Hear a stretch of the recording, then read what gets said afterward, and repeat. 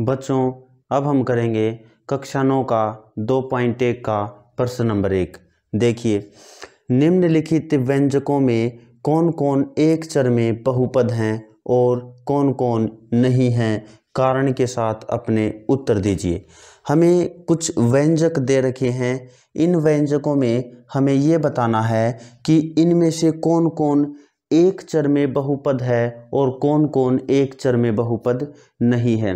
ये बताने से पहले कि कौन कौन एक चर में बहुपद है, हमें ये जानना होगा कि इन संख्याओं में से कौन सी संख्याएं बहुपद हैं, और जो संख्याएं बहुपद होंगी उनमें से हमें ये बताना है कि इनमें से कौन सी संख्या एक चर में बहुपद है और कौन सी संख्या एक चर में बहुपद नहीं है। चलिए हम देखते हैं। सबसे पहले देखिए, ये पहले वाला पॉइंट यहाँ पर देखिए, जो x है, x एक चर है और इस चर की जो घात है वो क्या है, पूर्ण संख्या है।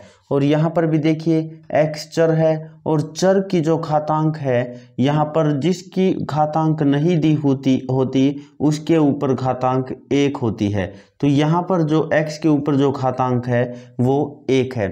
तो 1 भी पूर्ण संख्या है, तो यहाँ पर इसकी घातांक पूर्ण संख्या है और इस x की घातांक भी, इस चर की घातांक भी पूर्ण संख्या है।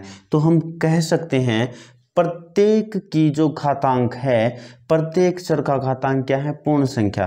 तो हम यहाँ पर लिख लेते हैं चर का प्रत्येक घातांक, चर का प्रत्येक घातांक क्या है, पूर्ण संख्या है, पूर्ण संख्या है।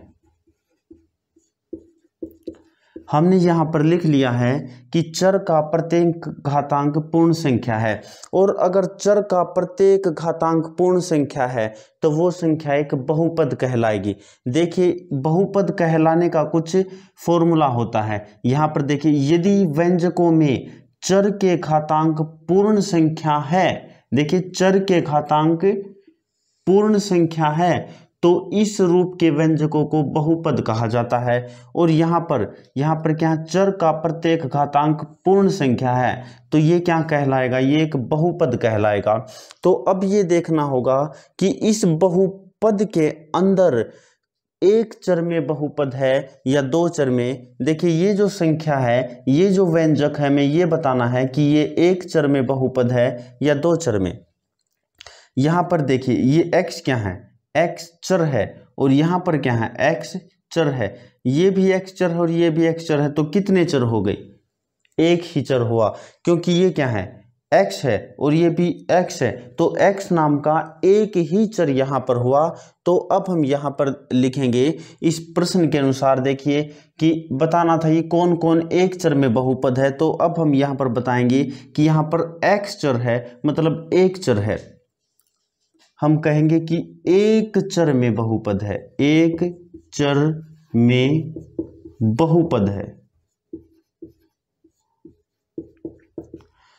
अब हमारा आता है ये दूसरे वाला पॉइंट। दूसरे वाला पॉइंट देखिए, यहाँ पर y क्या है, y चर है, और चर के ऊपर जो ये 2 है, 2 क्या है, घातांक है। इस y चर की 2 घातांक है और 2 पूर्ण संख्या है, 2 क्या है, पूर्ण संख्या है। तो हम यहाँ पर लिख लेंगे चर का घातांक, चर का घातांक पूर्ण संख्या है।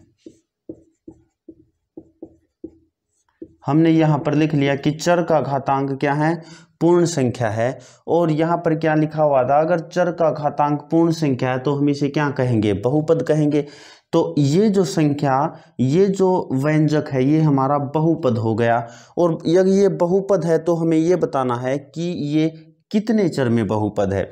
यहाँ पर देखिए y क्या है, y चर है, और y यहाँ पर सिर्फ एक ही चर है। कौन सा, सिर्फ y चर है इस वाले व्यंजक में, और कोई भी नहीं है। तो हम यहाँ पर क्या कहेंगे कि यह भी एक चर में बहुपद है,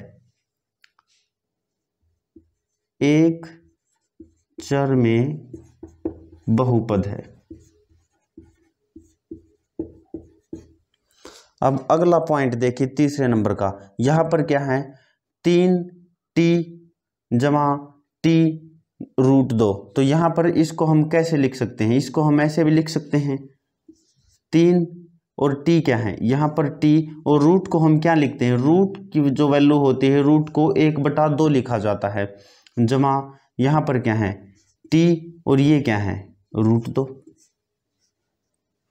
ठीक है, तो अब ये देखिए जो ये क्या है t क्या है, टीचर है, और t के ऊपर जो ये घातांक दिया हुआ है, ये घातांक क्या है, ये पूर्ण संख्या नहीं है, क्योंकि जो पूर्ण संख्या होती है वो क्या होती है, वो देखिए पूर्ण संख्या 0 से लेकर के अनगिनत तक होती है, लेकिन उसमें बटे वाली संख्या नहीं होती। पूर्ण संख्या के अंदर 0, 1, 2, 3, 4, 10, 20, 1000, 10,000 ऐसी संख्याएं होती हैं।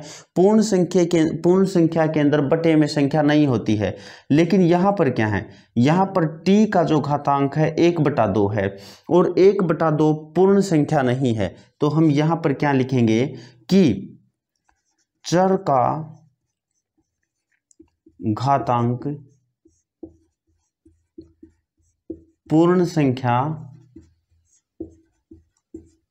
नहीं है, तो अतः यह बहुपद नहीं है, बहुपद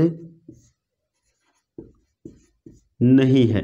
तो ये बहुपद नहीं है। अगर ये बहुपद नहीं है तो हमें इसके चर भी नहीं बताने।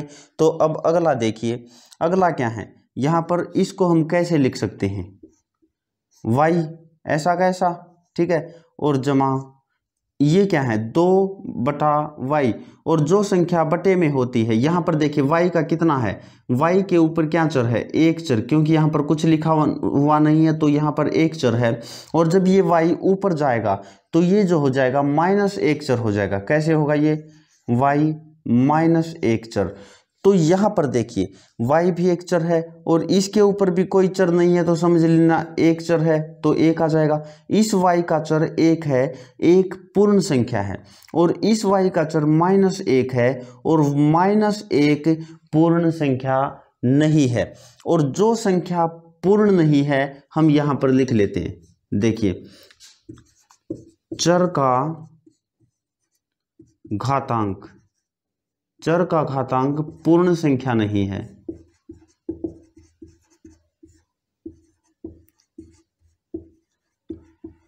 और पूर्ण संख्या नहीं है तो ये क्या होगा, यह अतः यह बहुपद नहीं है, बहुपद भी नहीं है। और ये बहुपद नहीं है तो हमें इसका चर भी निकालना नहीं है, क्या कि इसके कितने चर हैं। तो अगला देखिए ये 5वें नंबर वाला पॉइंट, 5वें नंबर वाला पॉइंट क्या है, देखिए यहाँ पर क्या है x एक चर है, और इस चर का घातांक कितना है 10, 10 एक पूर्ण संख्या है। यहाँ पर देखिए y भी एक चर है, और y का घातांक कितना है 3 है, 3 भी एक पूर्ण संख्या है। और यहाँ पर t का जो घातांक है वो 50 है, 50 भी एक पूर्ण संख्या है। तो हम यहाँ पर लिख लेंगे कि प्रत्येक का घातांक पूर्ण संख्या है।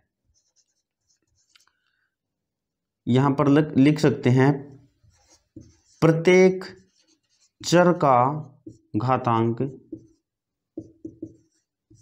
पूर्ण संख्या है।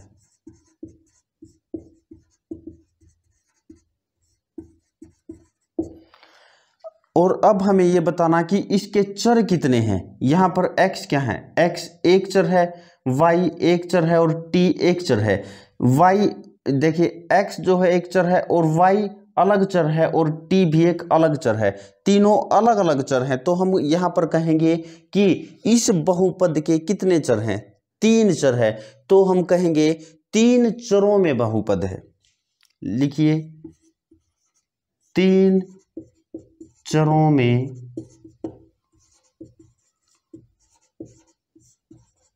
बहुपद है। अब हमारा ये क्वेश्चन नंबर 1 हो गया है। अब हम अपना अगला प्रश्न शुरू करेंगे।